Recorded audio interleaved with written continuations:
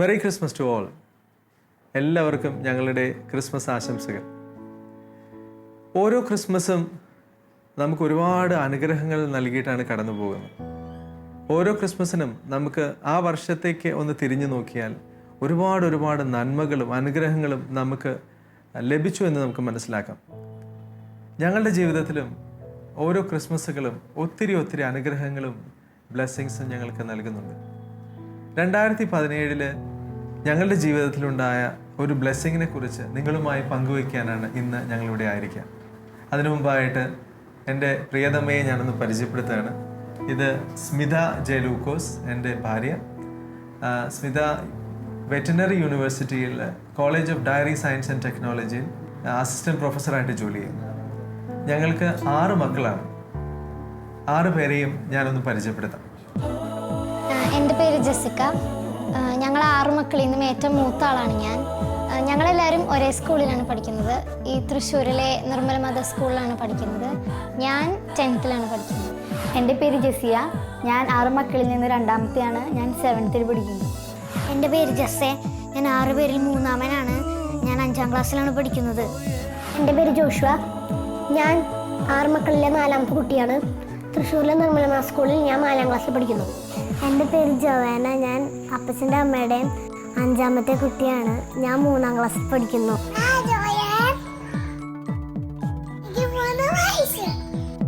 അപ്പം ഞാനും സ്മിതയൊക്കെ ഇങ്ങനെ കോൺഷ്യസ്ലി എടുത്തൊരു തീരുമാനം ഒരുപാട് മക്കൾ ഉണ്ടാവണം എന്നൊക്കെ. പക്ഷെ അതിന് എല്ലാം ഒരു വലിയ ഉത്തരം കിട്ടിയത് പോലെയാണ് ഞങ്ങൾക്ക് ഫീൽ ചെയ്തത്. എന്താ പറയുക, ഇത്രയും മക്കൾ ഒരുമിച്ച് ഉണ്ടാക്കുന്ന ഒരു അന്തരീക്ഷം കുടുംബത്തിൽ, അതൊരു വലിയ ആനന്ദത്തിൻ്റെ. അപ്പോൾ ഈ ആഘോഷത്തിൻ്റെയൊക്കെ ഒരു പര്യവസാനമായിട്ടാണ് ജോയ്ഫുൾ 6 ക്രിയേറ്റ് ചെയ്യപ്പെടുന്നത്. 2018 2017 സംഭവങ്ങളുടെ തുടക്കം.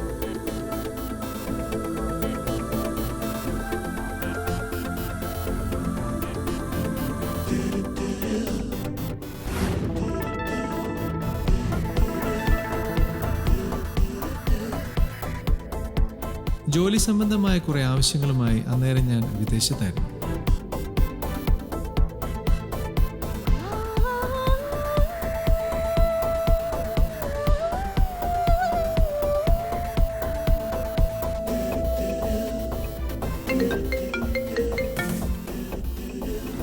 ഹലോ സ്മിത, പിള്ളേരൊക്കെ എന്തെടുക്കുക? I miss him like anything. I miss you too, Tom.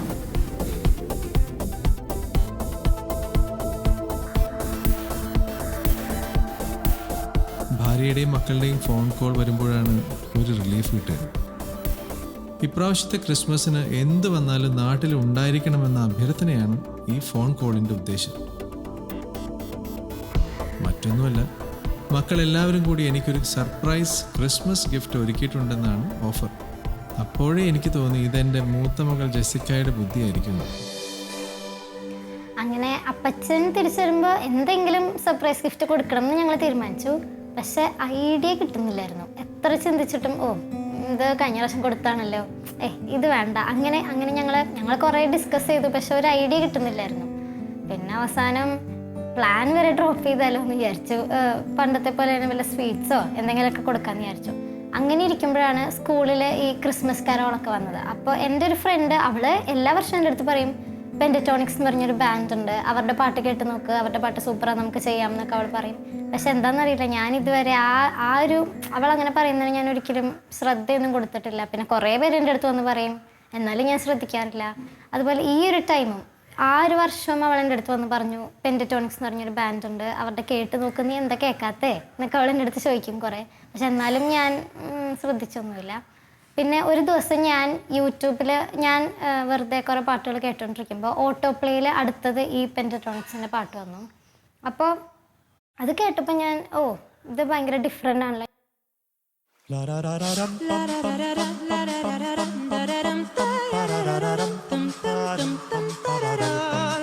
പെൻറ്ററ്റോണിക്സിൻ്റെ ഈ ഒരു മ്യൂസിക് അത് ഇങ്ങനെ ഭയങ്കര ഡിഫറെൻ്റ് ആയിട്ട് എനിക്ക് തോന്നി.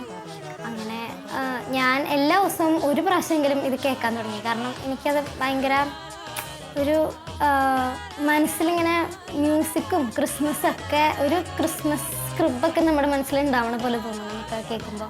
അങ്ങനെ ഞാൻ കേട്ടോണ്ടിരിക്കുമ്പോൾ ഇവരെല്ലാവരും എൻ്റെ അടുത്ത് വന്ന് നിന്ന് കേൾക്കും. അപ്പോൾ ഒരു ദിവസം ഇവരെൻ്റെ അടുത്ത് പറഞ്ഞു, ജെസിക്ക ചേച്ചി നമുക്ക് ഈ പാട്ടൊന്ന് ചെയ്താലോ എന്ന് പറഞ്ഞു. അപ്പം ഞാനത് ഇവരുടെ അടുത്ത് പറഞ്ഞു, നിങ്ങളൊന്ന് പോയേ, ഇത്രയും ഇങ്ങനൊരു പാട്ട് നമുക്ക് ചെയ്യാൻ പറ്റുമോ. പക്ഷെ അവർ പറഞ്ഞപ്പോൾ എനിക്കും തോന്നി, നമുക്ക് ചെയ്താലോ, അറ്റ്ലീസ്റ്റ് ഒരു ട്രൈ എങ്കിലും ചെയ്യാം എന്ന് വിചാരിച്ചു. അങ്ങനെ ഞാൻ നൊട്ടേഷൻസ് എടുത്ത് പഠിക്കാൻ തുടങ്ങി. അങ്ങനെയാണ് ഈ പാട്ട് ചെയ്യാമെന്നുള്ളൊരിതായത്. ഫസ്റ്റൊക്കെ ഫുൾ ഫെയിലിയർ ആയിരുന്നു, എനിക്ക് പറ്റുന്നില്ല എന്നൊക്കെ ഞാൻ വിചാരിച്ചു. പക്ഷേ പിന്നെ ദൈവത്തിനോട് കുറേ പ്രാർത്ഥിച്ചു, ജീസസ് ഞങ്ങൾക്ക് അപ്പച്ചന് നല്ലൊരു സർപ്രൈസ് ഗിഫ്റ്റ് കൊടുക്കണം, ഈശോ ഞങ്ങളെ സഹായിക്കണേ എന്നൊക്കെ ഞങ്ങൾ കുറേ പ്രാർത്ഥിച്ചു. അങ്ങനെ ഞാൻ ഇവരെ ഓരോരുത്തരായിട്ട് വിളിച്ച് നൊട്ടേഷൻസ് പഠിപ്പിച്ച് കൊടുത്ത് അങ്ങനെ ഞങ്ങൾ ഈ പാട്ട് ചെയ്തു. ഈ കേരള ഓഫ് ദി ബെൽസിൻ്റെ പ്രാക്ടീസ് തുടങ്ങിയപ്പോൾ ഞാൻ ഇവരെല്ലാവരും സെപ്പറേറ്റ് ആയിട്ട് പഠിപ്പിച്ചുകൊണ്ടിരുന്നത്. അതായത് ഇപ്പോൾ തെരേസന് ബേസ്, ജോഷു ഓൾട്ടോ, ജെസ്സെ ടെനർ, പിന്നെ ജോവാനയ്ക്ക് പിന്നെ കുറച്ച് എക്സ്ട്രാ പാർട്സ് കൊടുത്തു. അപ്പോൾ എനിക്ക് വലിയ പ്രതീക്ഷയൊന്നും ഉണ്ടായിരുന്നില്ല ഒന്നിച്ച് പാടുമ്പോൾ ശരിയാവുമെന്ന്. കാരണം ഇപ്പോൾ ഇത്രയും ചേഞ്ചുള്ളൊരു അറേഞ്ച്മെൻ്റ് അല്ലേ. അപ്പോൾ ഒറ്റയ്ക്ക് പാടുമ്പോൾ ഓക്കെ ആയിരിക്കും, പക്ഷെ ഒന്നിച്ച് വരുമ്പോൾ പല ചേഞ്ചുകൾ ക്ലാഷായിട്ട് കൊളാവുമോ എന്നൊക്കെ എനിക്കൊരു പേടി ഉണ്ടായിരുന്നു. എന്നാലും ഞാനൊരു ട്രയൽ നോക്കാമെന്ന് വിചാരിച്ചു. അപ്പോൾ ഞാൻ എല്ലാവരും പഠിപ്പിച്ച് കഴിഞ്ഞിട്ട് ഞാൻ വിളിച്ചിട്ട് എല്ലാവരോടും ഒന്നിച്ച് പാടാമെന്ന് പറഞ്ഞു. തിരിച്ച് നാട്ടിലേക്ക് പോരുമ്പോൾ ആക്ച്വലി എനിക്കും ആകാംക്ഷയുണ്ടായിരുന്നു ഇവരുടെ സർപ്രൈസ് ഗിഫ്റ്റിനെ കുറിച്ച്. അത്രയ്ക്ക് കോൺഫിഡൻസ് ആയിരുന്നു മക്കളുടെ ശബ്ദത്തിനുണ്ടായിരുന്നത്. ഞാനാണെങ്കിൽ നാട്ടിലേക്ക് വന്ന് അന്ന് തന്നെ, അപ്പോൾ എനിക്ക് ജെറ്റ് ലാഗൊക്കെ ഉണ്ടായിരുന്നു. പക്ഷേ ജെസിക്ക എൻ്റെ കൈ പിടിച്ച് വലിച്ച് ഇവർ സ്ഥിരം പാട്ട് പ്രാക്ടീസ് ചെയ്യുന്ന റൂമിലേക്ക് എന്നെ കൊണ്ടുപോയി. അതുപോലെ അപ്പച്ചാ ഇതൊന്ന് കേൾക്കണം എന്ന് പറഞ്ഞു. അപ്പോൾ ഞാൻ ഇപ്പോൾ ഇവരിങ്ങനെ ഇടയ്ക്ക് തന്നെ പണ്ടൊക്കെ ഇങ്ങനെ ഓരോ കുഞ്ഞു പാട്ടൊക്കെ പാടി കേൾപ്പിക്കുമായിരുന്നു. പക്ഷേ അങ്ങനെയൊക്കെ തന്നെ എന്തെങ്കിലും ആയിരിക്കുമെന്ന് ഞാൻ വിചാരിച്ചു. പക്ഷേ അത് കഴിഞ്ഞ് ജെസിക്ക തെരേസനെ വിളിക്കുന്നു, ജെസ്സേനെ വിളിക്കുന്നു, ജോഷുവിനെ വിളിക്കുന്നു, ജോവാനെ വിളിക്കുന്നു. അപ്പോൾ അവർ ഒരുമിച്ച് വന്ന് ഇങ്ങനെ ഒരു ലൈനായിട്ടൊക്കെ ഇങ്ങനെ നിൽക്കണു. അത് കഴിഞ്ഞ് കൗണ്ട് ഇടുന്നു ജെസിക്ക, 1 2 3 4 പറവം എന്ന് പറഞ്ഞൊരു പാട്ട് തുടങ്ങുക. അപ്പോൾ അസാധ്യമായ വോക്കൽ ഹാർമണി. ഇപ്പോൾ ഈ കാര്യം പറയുമ്പോൾ എനിക്ക് ശാലോമിന് വേണ്ടിയിട്ട് ഈ കേരള ഓഫ് ദി ബെൽസ് ഒന്ന് പാടണം എന്ന് ആഗ്രഹമുണ്ട്. ഞാൻ അവരെ വിളിക്കട്ടെ. തെരേസ, ജെസ്സെ, ജോഷു, ജോവാന, നിങ്ങൾ വാ. അവരെവിടെടാ? നമുക്ക് കാര്യം ചെയ്താലോ, നമുക്ക് കേരള ഓഫ് ദി ബെൽസ് ഒന്ന് പാടിയാലോ ശാലോമിന് വേണ്ടിയിട്ട്. ഓക്കെ 1 2 3 1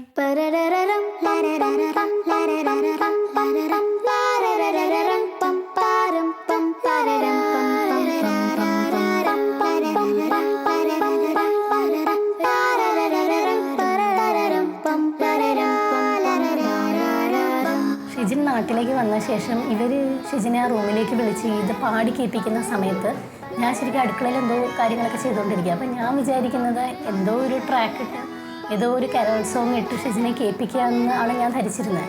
പക്ഷേ ഷിജിൻ ഓടി വന്ന് എന്നെ കയ്യിൽ പിടിച്ച് കൊണ്ടുപോയി ഇത് കേൾപ്പിക്കുമ്പോഴാണ് എനിക്ക് മനസ്സിലായത് ഇത്രയും ദിവസം ഇവർ ഈ വാതിൽ അടച്ചിട്ടിരുന്ന് ഈ പ്രാക്ടീസ് ചെയ്തിരുന്ന മുഴുവൻ ഷിജിൻ വരുമ്പോൾ ഈ ഒരു ഗിഫ്റ്റ് കേൾപ്പിച്ച് ഞങ്ങളെ ശരിക്കും സന്തോഷിപ്പിക്കാനായിരുന്നു.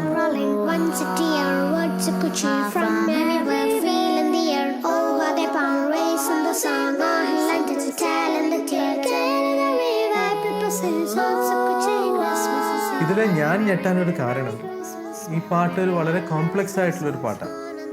കാരണം അതിൻ്റെ കുറേ ഹാഫ് നോട്ട്സ് ഒക്കെ അടുപ്പിച്ച് അടക്കി വെക്കുന്ന കുറേ ഭാഗങ്ങളുണ്ട് അതിനകത്ത്.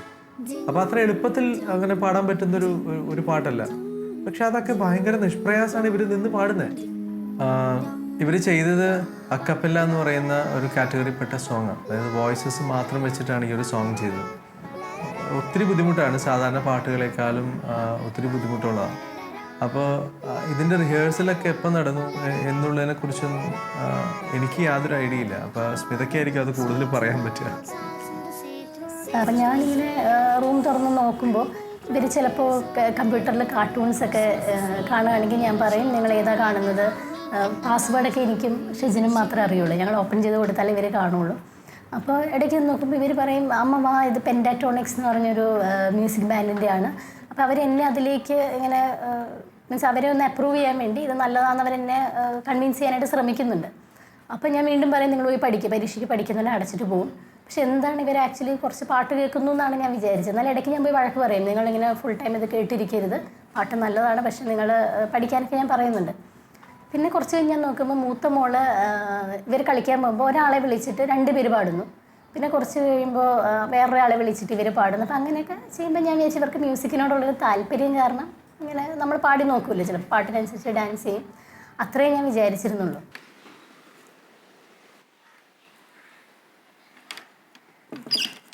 എല്ലാവരും ഉണ്ടല്ലോ. ഇതാണ് ഞങ്ങൾ പ്രാക്ടീസ് ചെയ്ത റൂം. ഇപ്പം ഇവിടെ എല്ലാവരും ഉണ്ട്. ഇവളാണ് ജോവാന. ഇവളാണ് ഏറ്റവും ഇളയ കുട്ടി ഞങ്ങളുടെ ഈ പാട്ടിൽ. ഇവൾക്കിപ്പോൾ 8 വയസ്സ്. അപ്പോൾ തെരേസ തൊട്ട് ജോവാന വരെയുള്ള ആൾക്കാർക്ക് പല പല റേഞ്ചാണ്. അപ്പോൾ അവരുടെയൊക്കെ റേഞ്ച് കണ്ടുപിടിക്കുക എന്ന് പറയുന്നത് തന്നെ ഭയങ്കര പാടായിരുന്നു. പിന്നെ തെരേസ അവളാണ് എല്ലാവരിൽ നിന്നും ഏറ്റവും ലോ എടുക്കുന്ന ആൾ. അപ്പോൾ അവളുടെ ഏറ്റവും ലോവസ്റ്റ് നോട്ടും ജോഷുവയുടെ ഏറ്റവും ഹയസ്റ്റ് നോട്ടും ഇതൊക്കെ കണ്ടുപിടിക്കുക എന്ന് പറയുന്നത് ഭയങ്കര പാടായിരുന്നു. പിന്നെ ഞാൻ പിയാനോ ഗ്രേഡ് 7 പിയാനിസ്റ്റാണ്. അപ്പോൾ പിയാനോയുടെ സഹായം കൊണ്ട് ഞങ്ങൾ ചെയ്തു. പിന്നെ അതുപോലെ ഞങ്ങൾ പ്രാക്ടീസ് ചെയ്തത് ഭയങ്കര ഒരു ചാലഞ്ച് തന്നെയായിരുന്നു. കാരണം വീട്ടിൽ കുറേ ആൾക്കാരുണ്ട്. അപ്പോൾ അവരാരും അറിയാണ്ട് ഞങ്ങൾ ചെയ്തുകൊണ്ടിരുന്നത്. അപ്പോൾ അമ്മയ്ക്കൊക്കെ ഡൗട്ടൊക്കെ ഉണ്ടായിരുന്നു. അമ്മ ഇങ്ങനെ വന്ന് ചോദിക്കും, എന്താ ഇവിടെ സംഭവിക്കുന്നതെന്നൊക്കെ അമ്മ ചോദിക്കും. അപ്പോൾ ഞങ്ങൾ പറയും, അമ്മ ഞങ്ങൾ പാട്ട് പഠിപ്പിക്കാൻ ചെറിയൊരു പാട്ട് പഠിക്കാനുണ്ടെന്നൊക്കെ. അപ്പോൾ അമ്മ ഓക്കെ എന്നൊക്കെ പറഞ്ഞിട്ട് അമ്മ പോകും. പിന്നെ ആരുമില്ലാത്തതൊക്കെ നോക്കിയിട്ട് ആരുമില്ലെങ്കിൽ ഞങ്ങൾ ഒന്നിച്ചൊക്കെ പാടും. അല്ലെങ്കിൽ എനിക്ക് ഓരോരുത്തരെ മാത്രമേ വിളിക്കാൻ പറ്റുള്ളൂ, അല്ലെങ്കിൽ എല്ലാവരുടെയും കേൾക്കില്ലേ. അപ്പോൾ അങ്ങനെയൊക്കെയാണ് ഇത് പഠിപ്പിച്ചത്. പക്ഷെ ഞാൻ പോലും വിചാരിച്ചില്ല പഠിപ്പിച്ച് കഴിയുമ്പോൾ ഇത്രയും മനോഹരമായിട്ട് വരുന്നത്. എന്തായാലും പരിശുദ്ധാത്മാവിൻ്റെ പ്രവർത്തനം എനിക്ക് 100% ഉറപ്പാണ്. ഇവർക്ക് ഉറപ്പാണ് അല്ലേടാ? എൻ്റെ പേര് സിലിസ്റ്റർ സ്റ്റീഫൻ എന്നാണ്. ഏകദേശം ഒരു 5 വർഷമായെങ്കിൽ തന്നെയും ഇവരെ ഞാൻ ഒരു 2-3 വർഷമായിട്ടുള്ളൂ ഇപ്പോൾ ജെസിക്ക പിയാനോ സീരിയസ് ആയിട്ട് പഠിച്ചു തുടങ്ങിയിട്ട്. സാധാരണ ഒരു ആവറേജ് സ്റ്റുഡൻറ്റ് പഠിക്കുന്നതിനേക്കാളും വളരെ ഫാസ്റ്റാണ് ആൾ.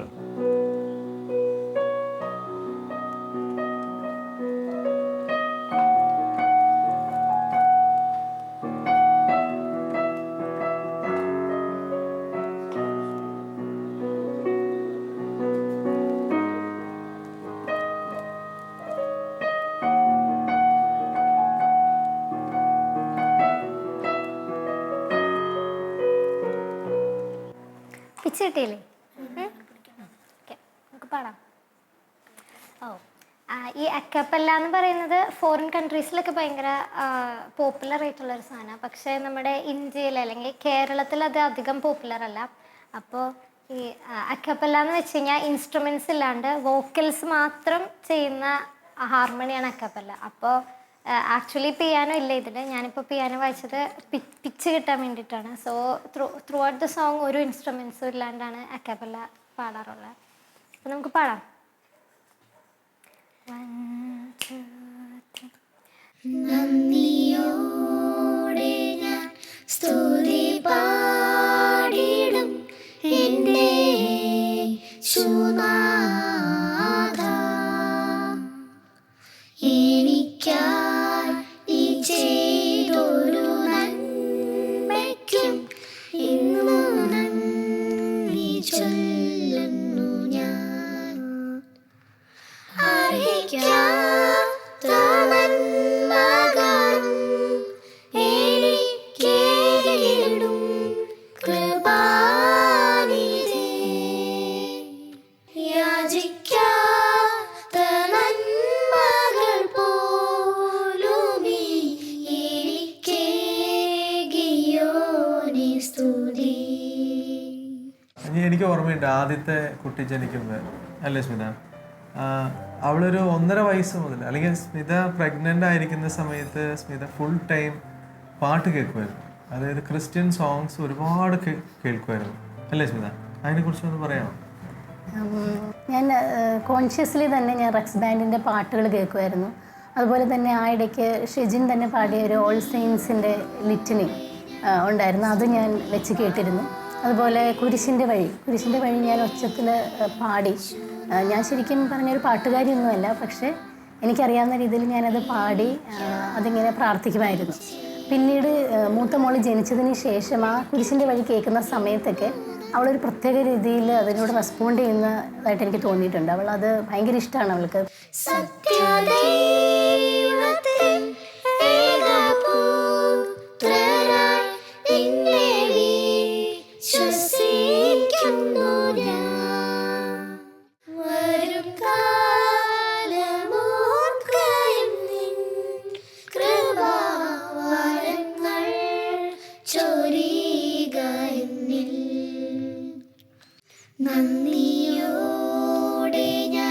സ്തുതി പാടിടും എൻ്റെ യേശുനാഥ.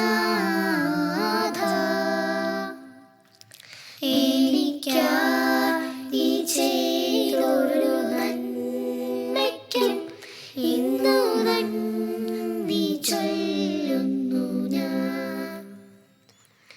ഇന്നു നന്ദി ചൊല്ലുന്നു ഞാൻ.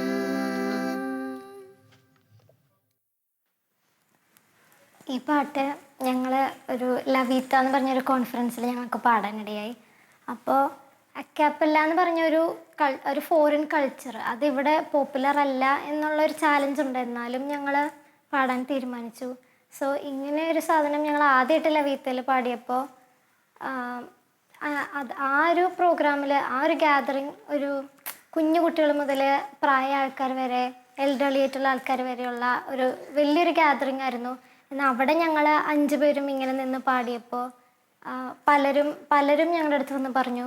പലർക്കും ഉള്ളിലൊരു ആനന്ദം നിറഞ്ഞു. അതുപോലെ പലരുടെയും കണ്ണ് നിറഞ്ഞൊഴുകി. അങ്ങനെ ആ ഒരു സംഭവത്തോടെയാണ് ഞങ്ങൾക്ക് മനസ്സിലായത് ഞങ്ങൾ ഇങ്ങനെ ദൈവം ഞങ്ങൾക്ക് തന്നിരിക്കുന്ന ആ ഒരു കഴിവ് അത് അങ്ങനെ ചെറിയൊരു കഴിവൊന്നുമല്ല.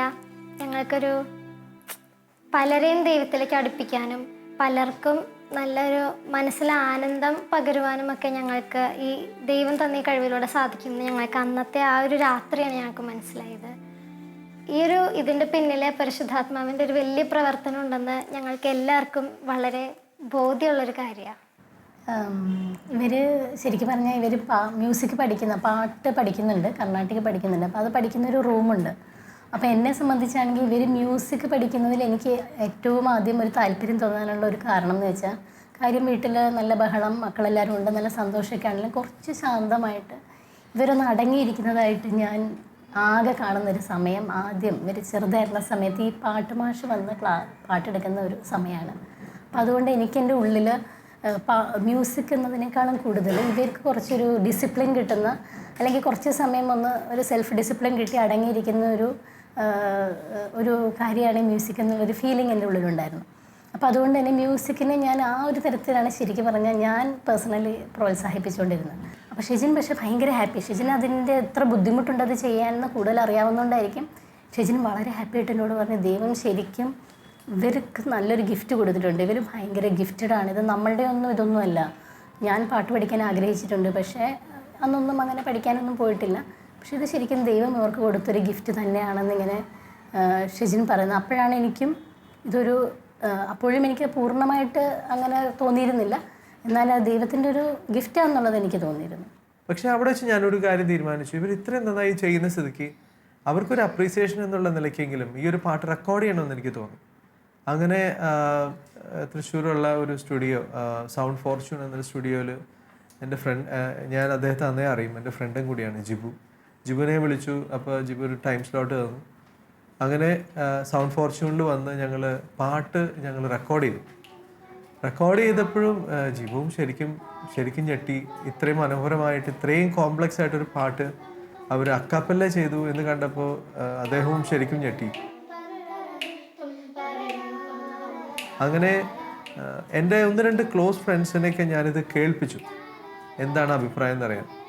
അപ്പോൾ അതിൽ എല്ലാവരും ഒരുപോലെ തന്നെ റെസ്പോണ്ട് ചെയ്തു, ഷെജിൻ ഇതിൻ്റെ ഒരു വീഡിയോ എടുത്തേ പറ്റും, കാരണം ഇത്രയും മനോഹരമായിട്ട് ഇവർ ചെയ്തിട്ടുണ്ടെങ്കിൽ അതിൻ്റെ ഒരു വീഡിയോ പുറത്ത് വരണം. അപ്പോൾ ഞാനും അതിൻ്റെ കോസ്റ്റും ഒക്കെ കൂടി ആലോചിച്ചപ്പോൾ എനിക്ക് തോന്നി വേണ്ട. പക്ഷേ ഇവർ പലരും എന്നെ നിർബന്ധിച്ചു. 2-ാം ദിവസം 3-ാം ദിവസമൊക്കെ എന്നോട് ചോദിക്കുന്നു. എബിൻ എൻ്റെ ഒരു ക്ലോസ് ഫ്രണ്ട് എബിൻ ജോസ്ട്രോം, അദ്ദേഹം എൻ്റെ അടുത്ത് ഭയങ്കരമായിട്ട് നിർബന്ധിച്ചു ഇത് ചെയ്തേ പറ്റൂ. അപ്പോൾ എനിക്ക് തോന്നി ഇങ്ങനെ എന്താ പറയുക, കുറേ പേര് ജീസസ് യൂത്തിൽ 1-2 പേരും എൻ്റെ അടുത്ത് ഇതുപോലെ പുഷ് ചെയ്തു. അങ്ങനെ നമ്മൾ ഡിസൈഡ് ചെയ്തു that we will do it. അങ്ങനെ അതിൻ്റെ വീഡിയോയും നമ്മൾ എടുത്തു. വീഡിയോ എടുത്തു കഴിഞ്ഞപ്പോൾ എല്ലാവരും പറഞ്ഞു ഇങ്ങനെ അത് യൂട്യൂബിൽ ഒരു പേജ് ക്രിയേറ്റ് ചെയ്യണം. അങ്ങനെ യൂട്യൂബിൽ ഒരു പേജ് ക്രിയേറ്റ് ചെയ്തു. അപ്പോൾ എന്ത് പേരിടണം എന്ന് ആലോചിച്ചപ്പോൾ ഞാനും സ്മിത എപ്പോഴും പറയും, ഈ 6 പേരുള്ളത് കൊണ്ട് ഞങ്ങൾ അനുഭവിക്കുന്ന ഒരു ആനന്ദമുണ്ട്, ഞങ്ങൾ അനുഭവിക്കുന്ന ഒരു സന്തോഷം, ഒരു ജോയ്ഫുൾനെസ്. ആ ജോയ്ഫുൾനെസ് ആ ഒരു ഒറ്റ കാരണമാണ് ഈ ജോയ്ഫുൾ 6 എന്നുള്ള പേരിൽ ഇത് വന്ന് അവസാനിച്ചത്.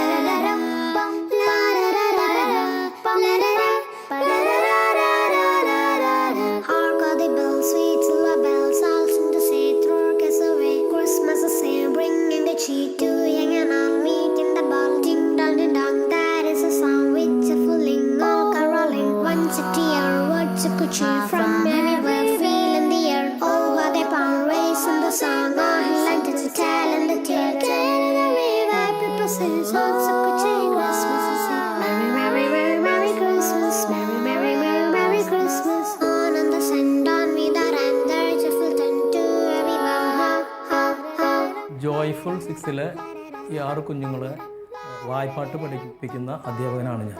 എൻ്റെ പേര് ജയാനന്ദൻ ചേതന. ഞാൻ ആ പ്രോഗ്രാം കണ്ടപ്പോൾ സത്യത്തിൽ ഭയങ്കര ഞെട്ടിപ്പോയി. കാരണം ഇത്രയും ചെറിയ കുട്ടികൾ ഇങ്ങനെ ആ ഹാർമണി കറക്റ്റ് തെറ്റാതെ പാടുക എന്നൊക്കെ പറഞ്ഞാൽ എളുപ്പമല്ല. സത്യത്തിൽ എനിക്കറിയാമായിരുന്നു, പക്ഷേ ഞാൻ ഇത്രയും വിചാരിച്ചില്ല അവരെ കുറിച്ച്. കുട്ടികളായിട്ടാണ് ആദ്യം വിചാരിച്ചത്. പക്ഷേ അവർ അത് കേട്ട് വരുമ്പോൾ അതിൻ്റെ ഒരു ഫീലിംഗ് എന്നുള്ളത്, അവർ ഹാർമണി ഭയങ്കര ബുദ്ധിമുട്ടുമാണല്ലോ. അപ്പോൾ ചെറിയ കുട്ടി വരെ ഭയങ്കര ആ സെൻസ് ശ്രുതി കറക്റ്റായിട്ട് പാടുക എന്ന് പറയുമ്പോൾ അത് എനിക്ക് ഭയങ്കര ഒരു അതിശയം തന്നെ തോന്നിയിരുന്നു.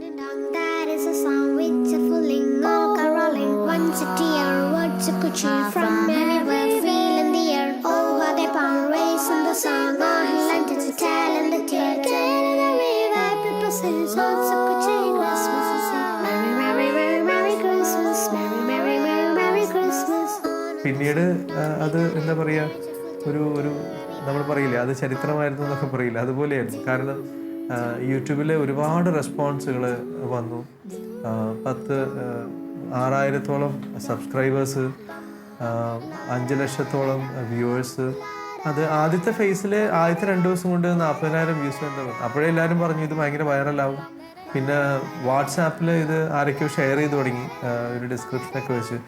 പിന്നെ അതിൻ്റെ സ്പീഡ് ഭയങ്കരമായിട്ട് കൂടി. ഈ ക്രിസ്മസ് വരുന്ന നാളുകളിലൊക്കെ അത് 25,000-30,000 വ്യൂസൊക്കെയാണ് ഒരു ദിവസം സംഭവിക്കുന്നത്. നമ്മുടെ വ്യൂവർഷിപ്പ് കൂടിയപ്പോൾ നമ്മൾ കണ്ട ഒരു പ്രത്യേകത എന്താണെന്ന് വെച്ചാൽ, നാഷണൽ ലെവലിലുള്ള ചാനൽസ് നമ്മളെ കോണ്ടാക്ട് ചെയ്തു. എൻ്റെ ഫേസ്ബുക്കിൽ എൻ്റെ നമ്പർ കണ്ടിട്ട് അവരെന്നെ കോണ്ടാക്ട് ചെയ്തു.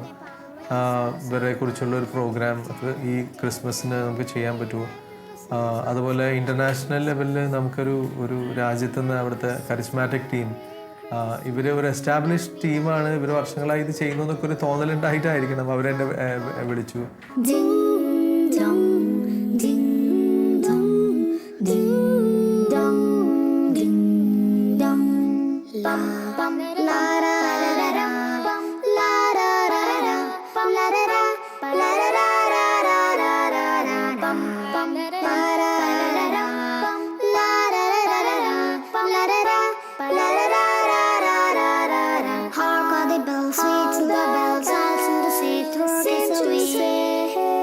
We will throw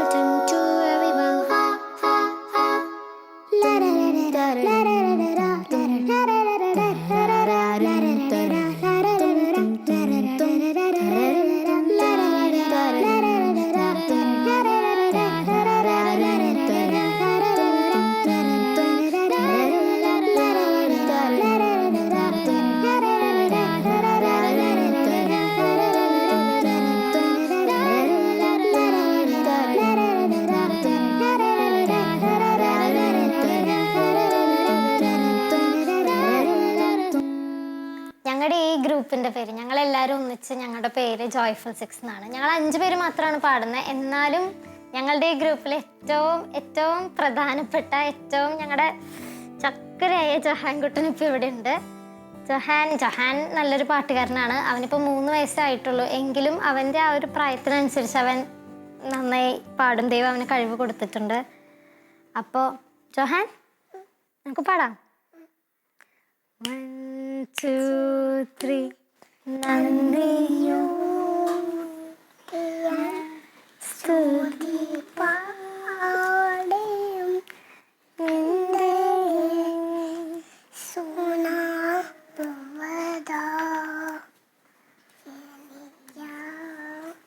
നിചേതോ നമ്മക്കും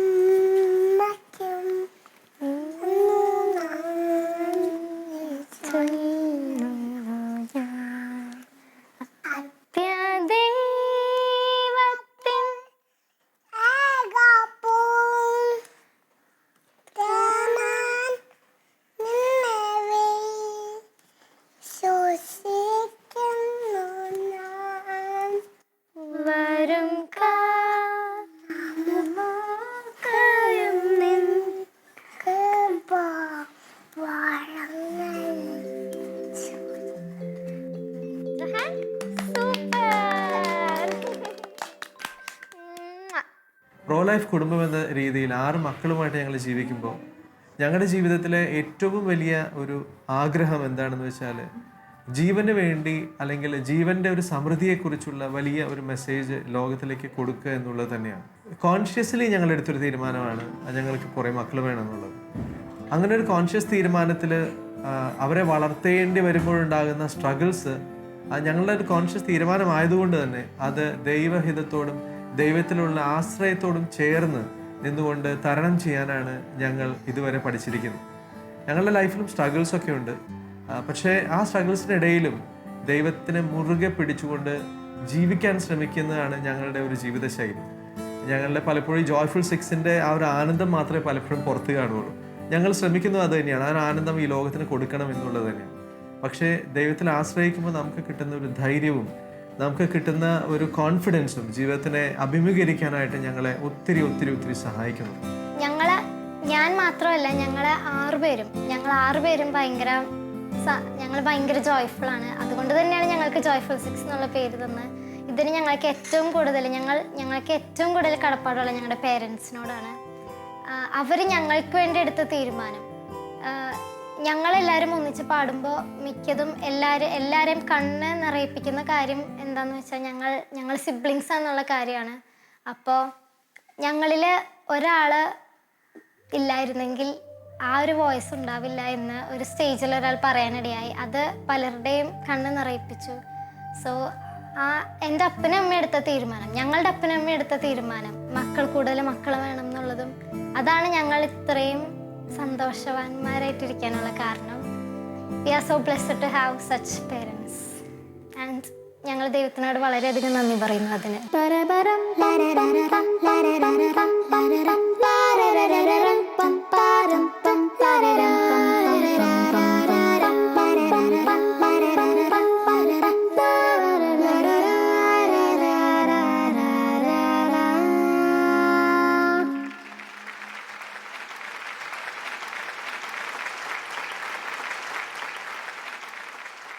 പ്രോ ലൈഫ് എന്ന ആശയത്തിലൂടെ ഞങ്ങൾക്ക് ദൈവം സമ്മാനമായി നൽകിയ ഈ 6 മക്കൾ 2017 ഞങ്ങൾക്ക് നൽകിയ ഒരു സമ്മാനം എന്നത് ഞങ്ങൾ ഇവിടെ ഡിസ്കസ് ചെയ്യുകയുണ്ടായി. അതുപോലെ ഞങ്ങൾ ഈ 2018 ഞങ്ങൾ നിങ്ങൾക്ക് നൽകുന്ന ഒരു ക്രിസ്മസ് സമ്മാനവും എന്നും ആനന്ദത്തിൻ്റെയും എന്നും സമൃദ്ധിയുടെയും എന്നും ദൈവാശ്രയത്തിൻ്റെയും ഒരു ക്രിസ്മസ് ആയിട്ട് നിങ്ങളുടെ ജീവിതം എന്നും ആനന്ദകരമായി മാറട്ടെ എന്ന് ഞങ്ങൾ ആശംസിക്കുകയും ചെയ്യുന്നു. എല്ലാവരെയും ദൈവം അനുഗ്രഹിക്കട്ടെ. Thank you so much. He set me free, and that's the reason for the celebration and sing. It's Christmas time, star of the world, Jesus the eternal light.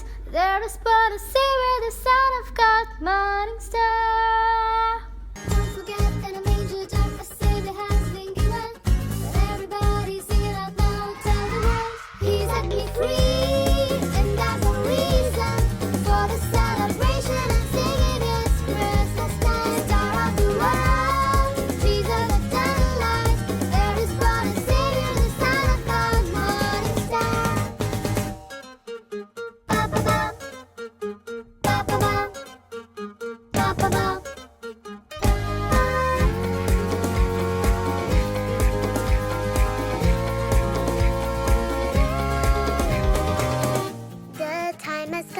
dark of this precious day, God reaching out and taking the form of man to save us all and make us whole from darkness